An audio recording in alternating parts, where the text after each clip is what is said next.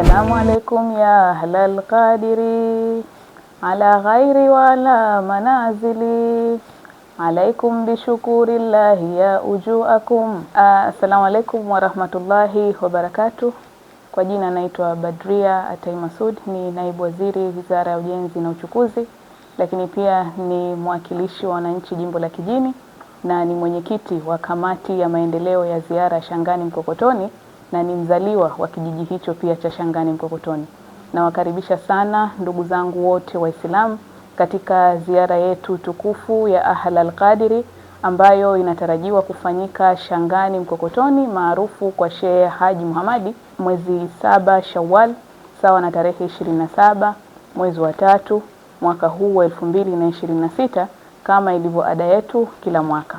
Ziara hii pia ni fursa adhimu ya kuimarisha imani yetu, mshikamano na upendo baina yetu pamoja na kujikumbusha yale mafunzo mema ambayo tuliopatiwa katika dini yetu ya Kiislamu. Tunayo furaha pia kwa taarifu kwa mgeni rasmi katika ziara yetu hiyo.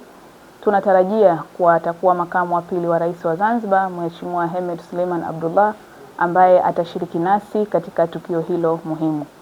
Shughuli yetu hii inatarajiwa kuanza saa 9 za mchana ambapo tutasali pamoja sala alasiri.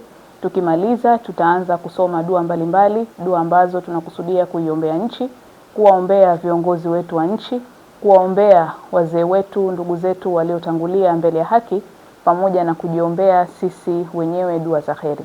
Lakini baada ya magharibi tutakuwa na iftari ya pamoja, na baada ya swala ya Isha hadi kuna kucha tutasoma maulide ya Jailan pamoja na tawasul.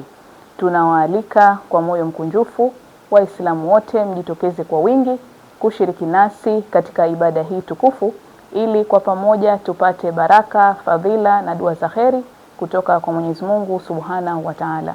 Karibuni sana. Rabbuna Allahu dhul jalali Allah, hasbuna Allahu dhul kamali. Assalamu alaikum wa rahmatullahi wa barakatuh. Yote hayo utayapata hapa Maisha Online TV, mwangaza kwa jamii.